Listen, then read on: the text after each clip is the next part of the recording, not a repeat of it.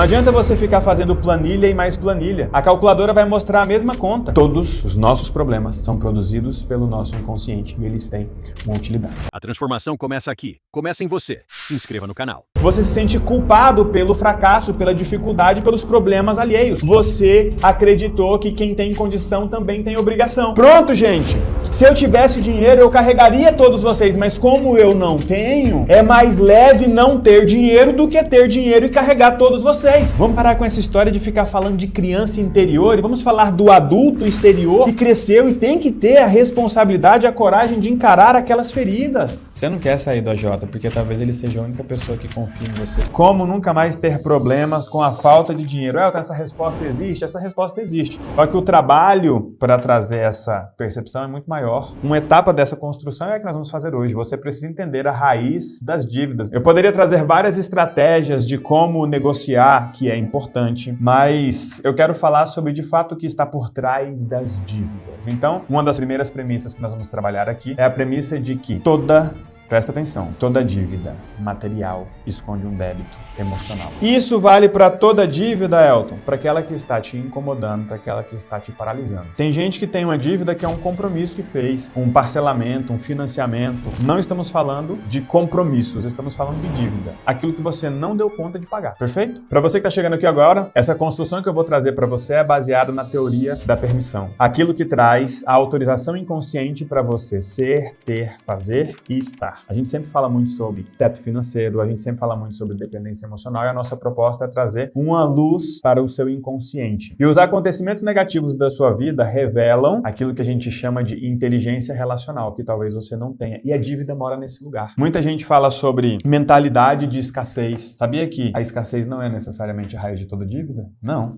Não é porque o sujeito é escasso que ele vai estar endividado. Assim como não é porque o sujeito está endividado que ele é escasso. A questão da escassez é sobre o quanto esse indivíduo acredita que tem mais no mundo. Preste atenção. O quanto o indivíduo acredita que tem mais no mundo. Essa é a principal diferença do abundante e do escasso. Tanto o abundante quanto o escasso, eles sabem que existe um recurso disponível. Primeira coisa, eles sabem que tem. Tanto o abundante quanto o escasso, eles sabem que vai acabar. Eles olham para aquilo e pensam, vai acabar, vai acabar, vai acabar. Os dois sabem que vai acabar. Só que a diferença entre o abundante e o escasso é que o abundante, ele sabe que tem, sabe que vai acabar, mas ele sabe que tem mais em algum lugar. E o escasso sabe que tem, sabe que vai acabar, ele fica com medo de ficar sem. Agora eu te pergunto, isso é suficiente para dizer que por causa disso uma pessoa jamais vai se endividar ou que por causa disso uma pessoa necessariamente vai se endividar? Não. Uma pessoa pode ser escassa, de olhar e dizer, eu sei que tem, eu sei que vai acabar e eu acho que eu vou ficar sem, por isso eu vou poupar. E não vai se endividar. Obviamente não vai usufruir, não vai investir, não vai expandir, não vai fazer absolutamente nada. Por quê? Porque ela tem medo de acabar. Então a escassez não está necessariamente ligada à dívida, ou a dívida não está necessariamente ligada à escassez. O abundante, ele pode olhar e dizer, eu sei que tem mais, e isso não o impedir de se endividar, muito pelo contrário. Ele pode olhar e dizer, já que eu sei que tem mais, não importa, vamos viver porque só se vive uma vez. E aí? Então vamos separar escassez e abundância desse universo da dívida, porque não existe uma regra em que o escasso vai ficar endividado e que o abundante jamais vai ficar endividado. O que eu vou falar aqui serve para qualquer natureza de dívida e qualquer tamanho de dívida. Não importa se você deve 10 mil ou se você deve 1 milhão, não importa se você deve há 6 meses ou se você deve há 6 anos, o que eu vou trazer aqui vale para você. Perfeito? Preste atenção que nós temos uma premissa. Qual é a premissa? Toda dívida material esconde um débito emocional. Vi uma pessoa endividada, a pessoa está com uma dívida, está com o nome negativado, está sem condições de utilizar cartão de crédito, está sem condições de fazer compras e etc e tal. Pare de olhar o tamanho ou a natureza da dívida. Não é que você não tenha que olhar para isso, mas ficar olhando só para isso não vai explicar absolutamente nada. Mas é que eu devo porque eu fui avalista de alguém, eu devo porque eu perdi o emprego, eu devo porque o negócio que eu fiz deu errado. Vamos deixar a natureza da dívida de lado. Qual é a premissa? Coloca aqui nos comentários Você que já decorou. Toda dívida material esconde um débito emocional. Então, se a pessoa chegar com uma dívida material, o que você está procurando? O débito emocional. Essa pessoa está dizendo que ela deve 349 mil reais. Não importa se é 349 ou se é 1 milhão. Guarde um pouquinho esse débito material, porque a pessoa vai ficar contando muita história sobre ele. A pergunta é, qual é o débito emocional por trás dessa dívida? Uma lente é feita de várias camadas. Essa camada precisa ser instalada para que você desenvolva a sua capacidade de entender até onde você pode ir, porque sim, dívida é falta de permissão. Tem gente que se endivida porque não pode ter dinheiro. Tem gente que se endivida porque não pode ter liberdade. Tem gente que se endivida porque não pode ter leveza. Tem gente que se endivida porque não pode ter conforto. Tem gente que se endivida porque não pode ter o que os outros têm. A dívida entra naquele universo de utilidade que nós já falamos aqui outro dia e vira e mexe vamos falar mais. Então vamos entender essa dinâmica da dívida. O seu problema não é com a dívida.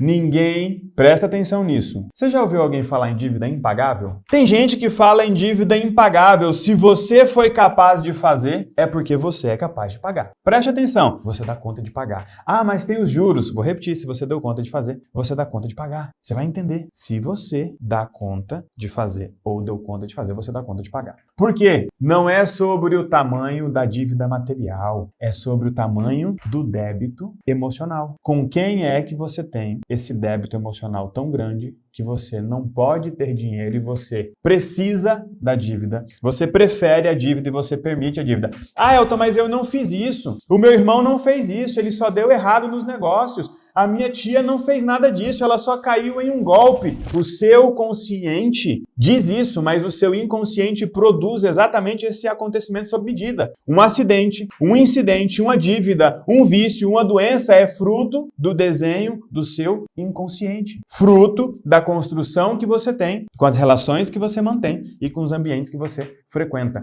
É daí que vem a sua inteligência relacional ou a sua falta de inteligência relacional, que permite que você tenha dependência emocional com as pessoas ou que as pessoas tenham dependência emocional com você. Você pode não ter entendido isso ainda, mas tudo que acontece na sua vida tem 3 P's. Aquilo que você precisa, permite e prefere. Elton, eu não prefiro a dívida. Quer ver eu provar para você? Elton, eu não preciso da dívida. Quer ver eu provar para você? Elton, eu não permito a dívida. Ótimo. Que bom que você está aqui que eu vou provar isso para você. Qual é a nossa premissa? Tudo que acontece na sua vida é aquilo que você precisa, permite, prefere. Ah, mas é que eu perdi o emprego. Precisa, permite, prefere. Ah, é que a empresa que eu trabalhava quebrou. Precisa, permite, prefere. Ah, é que eu caí num golpe. Por enquanto, só repete que depois você vai entender essa construção. O que nós precisamos entender, para onde nós vamos apontar a nossa lupa, para onde nós vamos olhar. Como entender esse débito emocional. E se as pessoas entenderem que toda dívida material esconde um débito emocional, a gente vai trocar a calculadora por uma conversa franca. Não adianta você ficar fazendo planilha e mais planilha. A calculadora vai mostrar a mesma conta. E com o passar dos dias, possivelmente essa conta vai piorar. Troque a calculadora, porque a calculadora vai falar sobre o débito material. Nós precisamos olhar para o débito emocional. A dívida emocional que você tem com alguém ou que alguém tem com você, que faz com que você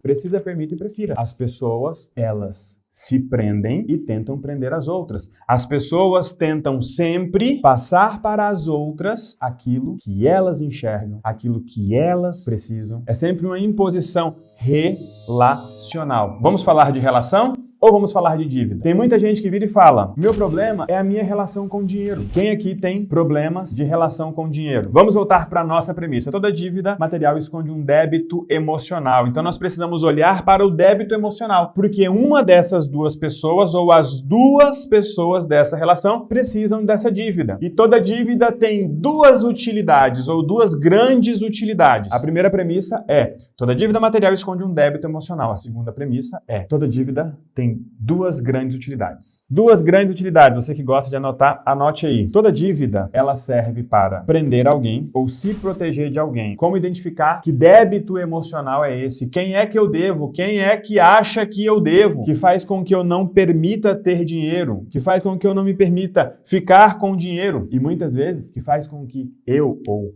melhor, você não se permita gastar o dinheiro. Tem gente que se endividou, aí você pensa, comprou o que, amigo? Carrão, fez viagens? Não. Emprestou dinheiro para os outros, emprestou o nome para alguém, tava na pior, mesmo assim pagou a cirurgia de um, o conserto do carro do outro. Não tem permissão para curtir o próprio dinheiro, porque tem a obrigação de socorrer quem está sem. Então, vamos lá. As duas grandes utilidades da dívida. Primeira, prender alguém. Segundo, se proteger de alguém. Essas são as duas grandes utilidades da dívida. Como saber se o seu caso é o primeiro ou como saber se o seu caso é o segundo? Simples. E tudo que eu estou trazendo aqui, por trás disso existe a teoria da permissão, com os protocolos, com as ferramentas que fazem o devido diagnóstico e o devido tratamento de cada uma dessas condições. Além de querer te passar todo esse conhecimento, nós queremos te acompanhar na aplicação desse conhecimento, porque não é ter acesso ao conhecimento que vai mudar a sua vida, é a aplicação dele. Nós sabemos que aplicar é a parte mais difícil. Por isso a gente se une e se apoia para fazer isso diariamente, com pessoas que já tentaram diversos recursos, diversos cursos, terapia, religião, várias coisas, mas não conseguiram identificar e não conseguiram resolver esse problema em questão que hoje nós estamos trabalhando aqui com o objetivo de entender e resolver as dívidas. Elton, essa mesma utilidade da dívida pode se aplicar a outros aspectos da vida como doença? Sim, com nuances diferentes, mas hoje vamos focar na dívida.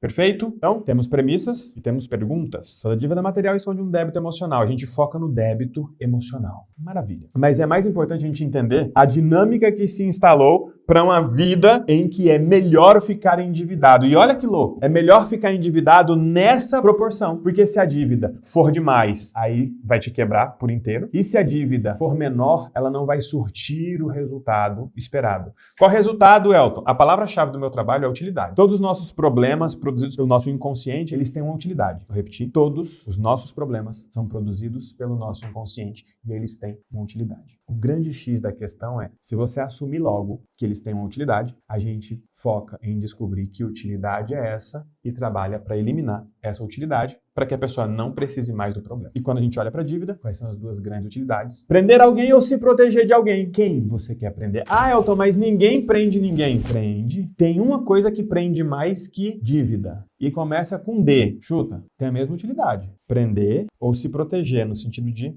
afastar. Podemos chamar dívida de doença? Podemos. A dívida é uma doença no órgão enriquecedor chamado bolso. Mas a dívida, ela serve para prender alguém ou afastar alguém, se proteger de alguém. É sempre alguém próximo e conhecido. Porque aí, dentro da teoria da permissão, nós temos uma outra premissa, que é o fato de alguém te amar não impede essa pessoa de te fazer mal, mesmo que não seja por mal. Inclusive, só quem te ama tem acesso a você. E só quem tem acesso a você é que pode te gerar mal, por conta da dependência emocional e aqueles 4 padrões controladores que nós trabalhamos. A vítima natural, vítima intencional e vingador e narcisista. Os nossos protocolos, o nosso apoio constante e próximo, espalhados em grupos pelo Brasil inteiro e pelo mundo todo, são mais de 130 mil aliados, tem esse objetivo, apoiar as pessoas na correção dessas relações, porque toda relação exige um vínculo forte e um limite claro. As pessoas têm dificuldade de colocar esse limite. E tem gente usando a dívida para colocar esse limite, dizendo, eu não posso te socorrer porque eu não tenho dinheiro, olha aqui, aí põe os bolsos para fora assim, ou levanta um monte de boleto, ó, tá aqui, ó, o agiota acabou de sair da minha casa, eu te amo, mas eu não tenho dinheiro para te socorrer. A pessoa está dizendo, ela está dizendo não do jeito errado. Tem gente que vira e fala, eu não sei dizer não, sabe? É porque você diz do jeito errado. Você consegue dizer não com um monte de boleto no bolso e um agiota na sua porta, ou o DDD 011 te ligando. Mas se você tivesse com um carrão na sua garagem, se você tivesse com a sua família morando numa cobertura, com o amor da sua vida, curtindo uma viagem em Paris, em Londres ou nas Maldivas, aí você não ia conseguir dizer não, porque você se sente culpado pelo fracasso, pela dificuldade, pelos problemas alheios. Você acreditou que quem tem condição também tem obrigação. E aí você acabou abrindo mão da sua condição com a única tentativa de abrir mão da obrigação. Já que se eu tiver dinheiro eu vou ter que arregar todos vocês, então, desculpa, não vou mais ter dinheiro. Pronto, gente. Se eu tivesse dinheiro, eu carregaria todos vocês, mas como eu não tenho, é mais leve não ter dinheiro do que ter dinheiro e carregar todos vocês. Porque nesse país, o rico é criticado. Emergente não é parabéns, é ofensa. Olha que louco. Agora o cara comprou um carro ali, o outro virou e falou assim, é carro de emergente. E você queria que eu comprasse o quê? Um carro de descendente? Decadente? Parabéns, você comprou um resto de rico. O meu carro é 1.0, mas é novo. Você comprou esse Audi, velho, resto de rico. Lá vem ele com uma Porsche emergente. Esse é o nosso país. Você cresceu acreditando que quem ama, cuida. Que quem ama, dá a vida pelos outros. Você aprendeu que é mais fácil o camelo passar no buraco da agulha do que o rico entrar no reino dos céus. Aí você acha que se você tiver dinheiro, você vai pro inferno. O pouco de dinheiro que você experimenta, vem um monte de dedo na cara e você prefere a corda no pescoço do que o dedo na cara. E do que nós estamos falando aqui? Do porquê que as pessoas se endividam. É pra dizer, eu te amo, mas eu não aguento mais os seus problemas. Se eu mostrar pra você que o meu nome tá sujo, você para de me ligar. Se eu mostrar pra você que o meu nome tá sujo, você para de jogar na minha cara as vezes que você me socorreu ou o quão difícil foi pra você me criar. Tem gente aqui que só tá endividado pra dizer, me deixa em paz. Ele consegue viver endividado. Ele troca cheque. Essa gente não tem freio. Mas que gente é essa? Aqueles que te amam. Elton, mas são pessoas da minha família. Sim, e daí? O fato de alguém te amar não impede essa pessoa de fazer mal. Mas não é por mal. Foi o que eu disse, não é por mal. Mas as pessoas querem que você viva segundo suas próprias expectativas. Elas querem que você compre aquilo que para elas faz sentido comprar. Elas querem que você gaste da forma que faz sentido para elas. Elas querem que você distribua o seu dinheiro para os pobres, como se isso fosse tirá-los da pobreza. Não, mas é bonito. É bonito. Então, vamos sair do tom mais porrada e vamos para um momento mais técnico. É porque eu preciso que você acorde. Tem gente que se endivida. Repare, você conhece alguém que estava no fundo do poço e de repente apareceu no topo do mundo? Ricão? É porque o cara se endividou e falou, pararam de me ligar? Pararam de me criticar? Pararam de exigir a minha companhia? Pararam de ficar o tempo todo na minha casa? Pararam de ficar falando de mim? Agora eu vou trabalhar? Eu vou fazer quietinho aqui, eu vou enriquecer de uma vez. Aí depois eu sumo no mundo rico. Teve gente que fez isso. O problema é que muitas vezes quando chega lá, a culpa bate, volta. As pessoas vivem com a vida misturada. O problema de um vira responsabilidade do outro. É tipo assim, eles colocam o problema da família na mesa. Sua irmã virou rapariga, o seu irmão tá vendendo produtos ilícitos e você passou num concurso público. Ainda bem. Glória a Deus que nós temos uma quenga, um traficante e um concursado. Pobre do concursado. Vai fazer consignado no mês seguinte para tirar o outro da cadeia, para não sei o que, virou bagunça. O problema desse indivíduo foi passar no concurso público. Estou dando exemplos esdrúxulos, mas vocês conseguem adaptar esses exemplos para a família de vocês, não conseguem? Talvez sua irmã não seja rapariga e nem o seu irmão traficante, mas talvez você tenha um irmão que nunca dá sorte na vida. Talvez você tenha uma irmã que o único problema dela é que de vez em quando o marido dela dá uns cascudos nela. Já é o terceiro que ela arruma e ela não tem sorte. É sempre alguém por perto. É sempre alguém por perto. Então essa é a utilidade da dívida. Prender alguém no sentido de você vai ter que me socorrer, porque agora você tem dinheiro. Você tem um emprego bom, eu vi seu carro novo. A pessoa sente que você tem uma dívida com ela, ela fica endividada e é você quem socorre, porque afinal, se você não pagar o aluguel dela, ela vai ser despejada. Afinal, se você não pagar, o banco vai tomar o carro dela. Afinal, se você não pagar, vão tirar os filhos dela da escola. Que espécie de tia é você? Que espécie de tio é você? Que espécie de filho é você? Então o endividado ele faz isso. Como saber quem é a pessoa com quem eu tenho um débito emocional? Para quem você liga quando você não dá conta de pagar suas contas? Para onde você iria se você não tivesse para onde ir? Na casa de quem você ia bater? Pronto, achou. Achou o CPF dono da sua dívida, só que o Serasa não sabe do CPF dessa pessoa. Só sabe do seu. É para essa pessoa que você mostra as suas dívidas. E se você é a pessoa para quem o outro está o tempo todo mostrando a sua dívida e a sua dificuldade financeira, bingo! Essa pessoa acha que você tem uma dívida com ela. Você tem que socorrê-la. Por conta de alguma coisa que você fez ou deixou de fazer no passado, ou por conta de alguma coisa que ela fez ou deixou de fazer no passado. Já temos a metade do problema resolvido. Se você é a pessoa que está se protegendo de alguém, quem é que te deixa em paz quando você não tem dinheiro? O que vai piorar? Por que vai piorar se você pagar a sua dívida? Aí tem gente que pergunta, isso é permissão? Não, isso é falta dela. O que você deixa de fazer pelo fato de você estar endividada? O que faz quando descobre? Calma, que bom que quer descobrir. É você que de fato quer passar por um processo com acompanhamento, porque você já entendeu que são pessoas próximas. Essas pessoas são extremamente poderosas, ainda que não sejam pessoas maldosas. Mas o fato de alguém te amar não impede essa pessoa de fazer mal, mesmo que não seja por mal. Porque essa dívida é fruto de um débito emocional. E esse débito emocional é fruto de histórias que foram registradas com percepções emocionais. E quer saber? Tem chão aí nessa história. Tem chão. Porque você não quer ser o egoísta, o arrogante. Não é isso que as pessoas que se importam apenas ou prioritariamente com os seus problemas em detrimento dos problemas dos outros. Não é assim que elas são tratadas nesse país? Fulano agora tá snob. Por quê?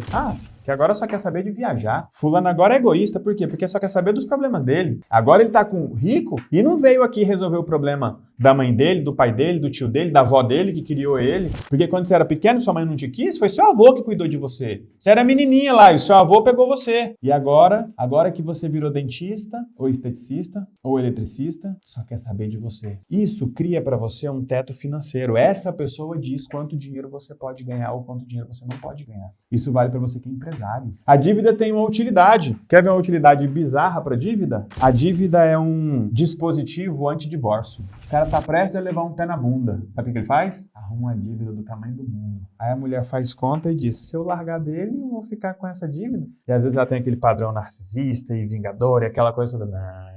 Não. E ela fica ali, ou ele fica ali só por quê? Por causa da dívida. Aí o cara faz a conta. É melhor ficar endividado e manter essa mulher, até porque se ela me largar, ela não vai me largar, ele sabe. Porque se ela largar dele, vão chamar ela de sacana, usufruiu do bom e do melhor, agora que o cara tá na pior, ela deixou ele. Já viu essa história? É igual doença. Quem tá num casamento ruim, quer sair dele, sai logo, porque se o inconsciente desse indivíduo ou dessa indivídua descobrir, perceber que você quer dar no pé, essa pessoa pode se endividar. Essa pessoa pode adoecer. Quantos de vocês aqui vivem esse tipo de relação?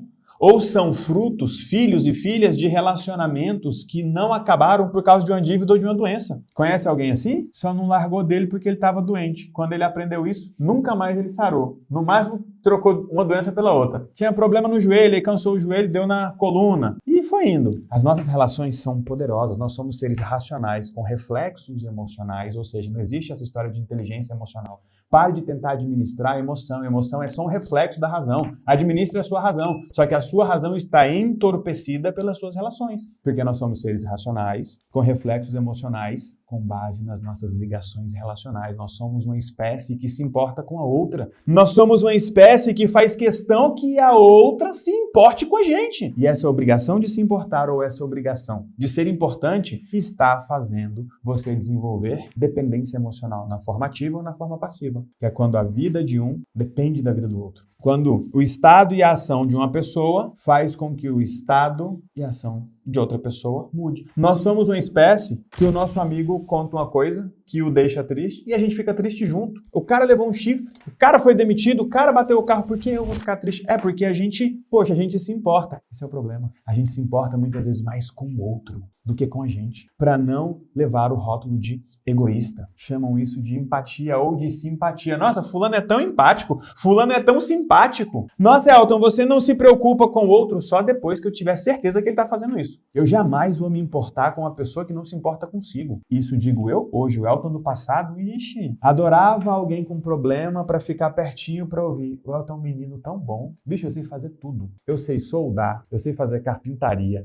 eu sei mexer com carro, eu sei mexer com pintar parede. Porque era só eu ver alguém fazendo isso que eu participava. O Elton era um menino tão bom que nem podia ganhar dinheiro. Você sabe por quê? Se ele ganhar dinheiro, ele vai embora. Esse era eu não tinha permissão, e talvez você também não tenha. E eu quero te convidar para desenvolver a sua permissão, para encarar essa bagunça relacional na qual você se envolveu. Você vive com dependência emocional e hoje você não pode ter a vida que você gostaria de ter. Não pode ter mais do que os outros, não pode ter se os outros não tiverem. Não pode ser porque os outros não são, não foram ou não serão. Não pode fazer porque os outros não fazem, não fariam ou não querem que você faça. Não pode ir porque os outros precisam de você pertinho. E você cresceu, talvez hoje você já tenha família, filho e sonhos. Você quer saber de uma coisa? Tá na hora de você se responsabilizar 100% por você. É isso que nós queremos, aumentar a permissão do brasileiro. Para ter sucesso, para ter prosperidade, para crescer na vida, você precisa de 3 coisas: capacidade, disposição e permissão. Não adianta investir só em capacidade, fazer um curso novo, um curso atrás do outro. Não adianta ter só disposição, ser trabalhador, mais trabalhador que todo mundo.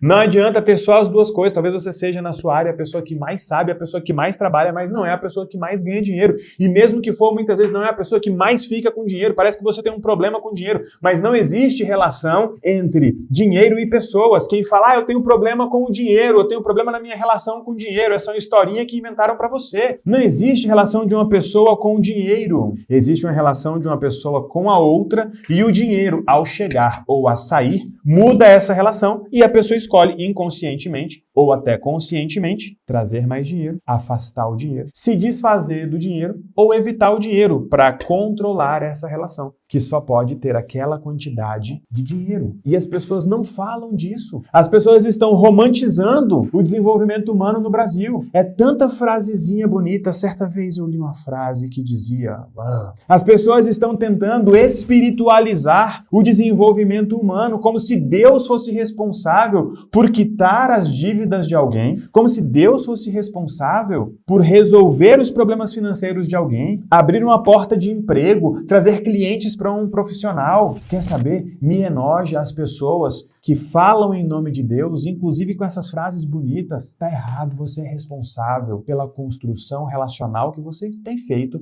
que tem gerado inconscientemente os problemas que você tem mantido. Eu vou repetir para você. Você é responsável pelos problemas que você tem criado. Inconscientemente você tem criado esses problemas por conta das relações que você tem construído. Eu sei que é reconfortante alguém te dizer que Deus vai abrir uma porta, que Deus vai resolver esse problema, que não foi Ele que criou. Eu sei que é reconfortante. Até porque se assim o fosse, ou se assim o for, você vai ganhar duas vezes. Primeiro, Deus vai resolver o seu problema, e segundo, você vai se sentir super especial. Agora a gente entendeu por que você fica endividado. Porque quando você fica endividado, tem sempre alguém te socorrendo, né? Você é tão visto, tão cuidado, tão poupado, é tão especial só porque tem uma dívida. Ninguém aponta o dedo na sua cara. Gente, parar com isso. Vamos parar com isso. Tá aqui, ó. Toda dívida material esconde um débito emocional. Esse débito emocional te dá uma utilidade. Essa utilidade faz você prender alguém ou se proteger de alguém. Ponto. Só isso seria verdade o suficiente, revelação o suficiente para você parar tudo que você está fazendo e olhar para suas relações. Fazer os devidos ajustes para você não precisar mais desse débito emocional. Para as pessoas não precisarem mais desse débito emocional. Porque muitos desses débitos, sim, são impagáveis. A dívida material, toda ela é pagável. Independente de quantos zeros tiver ali na frente. Agora, o débito emocional muitas vezes é impagável. Uma pessoa que sente que é responsável pela morte do pai, como é que paga? Uma pessoa que sente que deve a vida aos pais porque os pais o deram a vida e tiveram esse filho com muita dificuldade. Como que paga essa dívida? Qual é a quantidade de dinheiro que se dá para uma pessoa que acredita que a outra deve a ela a vida? Qual é a quantidade de atenção? Qual é a quantidade de tempo? Qual é a proximidade? Qual é o tanto de amor que precisa ser dado para uma pessoa que entende que deve a vida para outra? Isso sim é impagável. Dinheiro não é impagável. Você pode não ter os recursos necessários para quitar essa dívida ou para produzir o dinheiro necessário para quitar essa dívida. Ainda. Mas essa dívida, ela é pagável porque ela é mensurável. Agora, débito emocional não é mensurável. Fez sentido para você, hein? Me conta aqui se fez sentido para você. Porque eu gostaria de ter ouvido isso, embora certamente eu não gostaria. Porque eu me sentia muito amado pela minha sogra quando eu andava com o cartão de crédito dela no meu bolso. Como eu me sentia amado por ela. E depois eu me sentia amado pelo Nubank, que me deu um cartão de crédito com R$500. Aí a outra vem aqui e pergunta, como sair dos agiotas? Você não quer sair do agiota, porque talvez ele seja a única pessoa que confia em você e que te dá algum crédito. Quem além desse agiota confia em você, na sua família? Fora que o agiota tem sempre aquela coisa, gente, se eu não pagar vão me matar. Cuidado! Será que vocês estão sentindo falta de mim? Deixa eu testar. Talvez ninguém na sua família se importe com você, se lembre de você ou confie em você tal qual esse agiota. Mas é importante a gente olhar para isso, porque quando a gente fala de endividado, parece que a gente está falando de gente fracassada, de gente irresponsável, de gente incompetente. Não, tem gente aí com 2, 3 diplomas, pô. Tem muita gente que tem uma intenção boa que faz mal. Tem muita gente que não sabe qual é a sua intenção. Tem muita gente que não sabe qual é a sua preferência. E aí quando você avisa, a pessoa vira e fala, cara, eu não sabia. A partir daquele momento a pessoa pelo menos pode fazer diferente. Então muitas vezes vocês estão com limites sendo extrapolados, com responsabilidades sendo transferidas, com expectativas sendo impostas e não sendo atendidas, e você nunca chegou para sua mãe, você nunca chegou para o seu pai, você nunca chegou para a pessoa e falou, ei, eu não gosto quando você faz isso, eu não gosto de ter que fazer isso, eu não penso que essa responsabilidade seja minha, eu não gosto quando você atribui a mim essa responsabilidade, eu gostaria que você resolvesse esse problema porque ele não é meu. Muitas vezes a pessoa só não foi avisada, é bizarro isso, e muitas vezes a gente que fez terapia há muito tempo, e aí criou-se N ressignificações Ah, porque no útero, ah, porque não sei o quê. E não teve uma conversa entre dois adultos, tipo, cara, eu sinto muito que você tenha perdido o seu marido, mas eu era uma criança. Eu entendo que você tenha atribuído expectativas de que eu passasse o resto da minha vida com você. Só que agora eu cresci, eu conheci uma pessoa, eu quero criar a minha história com essa pessoa. Me incomoda muito saber que você sofre, mas eu preciso acreditar que você vai dar conta de reconstruir a sua vida igual eu estou construindo a minha agora. Poxa, pode ser sua mãe, pode ser seu pai, pode ser até que as pessoas não estejam preparadas para essa conversa, mas à medida em que você chega resolvido, é meio caminho andado. Então, gente, é libertador o trabalho que a gente faz, libertador para quem está aqui e para quem convive com quem está aqui. Se você quer viver essa experiência, que eu chamo de experiência maravilhosa, libertadora,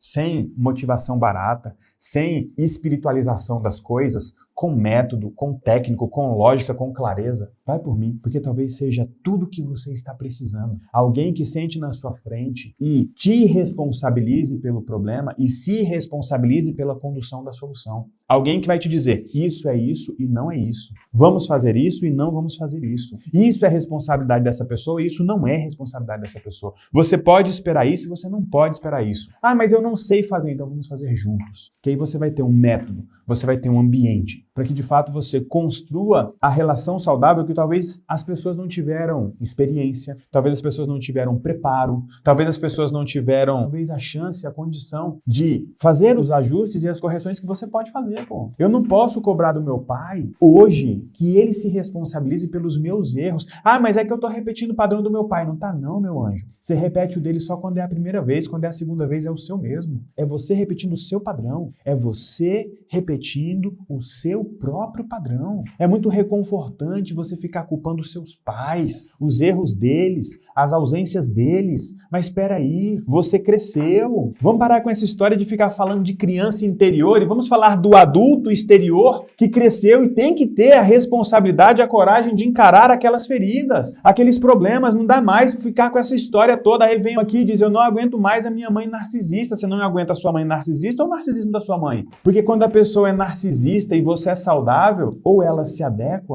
ou ela mesma se afasta. Narcisista é um dos bichos mais inteligentes que tem. Se você não fosse o que você é hoje, você acha mesmo que a sua mãe se aproximaria de você do jeito que ela se aproxima? Não. Ou ela não se aproximaria, ou ela se aproximaria de um jeito diferente. E eu aposto muito mais na segunda opção. Se a sua mãe não fosse esse defeito todo que você está dizendo, qual seria a melhor justificativa para a sua falta de sucesso, saúde, prosperidade? Você tem marido e filhos? Porque é muito fácil hoje vocês dizerem, não, eu não vou ter filhos porque eu não vou cometer os erros da minha mãe. Você nem vai jogar o jogo que a sua mãe jogou. É muito fácil tentar ser melhor do que os seus pais sem ser pai, sem ser mãe. Covarde esse movimento de vocês. Desculpa. É um pé no saco. Padrão controlador? É. O vitimismo é um pé no saco, a vingança é um pé no saco, o narcisismo é um pé no saco. Mas a negligência, a complacência é pior. Beleza. Você acabou de descobrir aqui que você é o remédio para o narcisismo da sua mãe com você. Você vai fazer o quê? Para reclamar, a gente é rápido, a gente é intenso, a gente é persistente. Talvez você nunca tenha falado para sua mãe, mãe, você tem desenvolvido comigo um padrão controlador narcisista, você tem imposto a mim os seus limites, você tem exigido isso e aquilo. Já teve essa conversa com ela? Ah, eu não aguento mais. E fez o que para resolver? O narcisismo é o mais fácil. O narcisista, ele é uma estrela, que ele acha que ele é o sol. Quando ele chega num lugar e tem um sol, você sabe o que ele faz? Sai. O problema é que você não brilha. Não é que o outro não deixa você brilhar. É você que não brilha.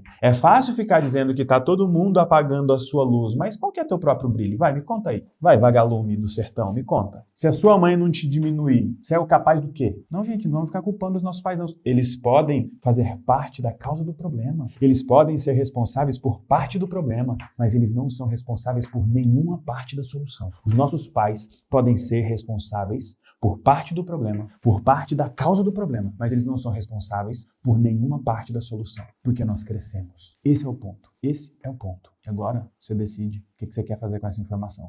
E você pode fazer o que você quiser, inclusive nada. Só não vai poder dizer que eu não te avisei. Só não vai poder dizer que não sabia. Entende? Vamos jogar um jogo sério. Vamos fazer o básico bem feito. Não dá mais pra gente ficar com essa motivação barata por aí. Não dá mais pra ficar achando que tudo é procrastinação. Não dá mais pra ficar achando que Deus te esqueceu ou o diabo se apaixonou por você. Para.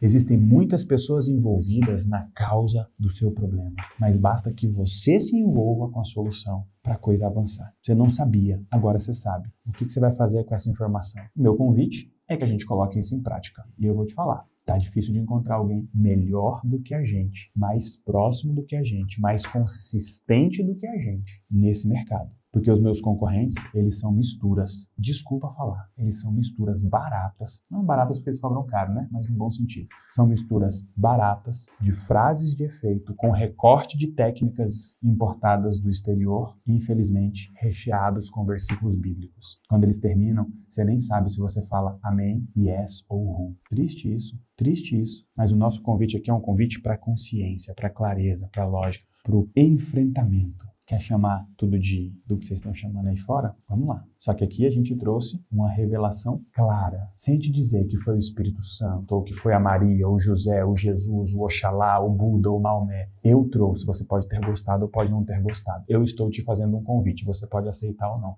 Se funcionar e você quiser colocar em prática, me cobre. Porque é minha responsabilidade fazer funcionar. Esse é o nosso jeito. Esse é o nosso jogo. E nós somos Aliança Divergente. Será um prazer ter você com a gente. Tchau. E se isso está fazendo sentido para você, toque no link que está fixado aqui na descrição desse vídeo e preencha a sua ficha de interesse e aumentar a sua permissão. Porque um aliado que eu vou escolher vai entrar em contato contigo para fazer duas coisas. Primeiro, te explicar exatamente como é que a gente coloca tudo isso em prática e como funciona aqui o nosso movimento na Aliança Divergente. E segundo, te presentear com uma super condição para você caminhar aqui junto com a gente nesse movimento maravilhoso que já tem mais de 140 mil aliados pelo Brasil e pelo mundo. E detalhe, a gente se apoia todo dia para você caminhar aqui com a gente nesse movimento diário onde a gente resolve esses problemas e aumenta a nossa permissão.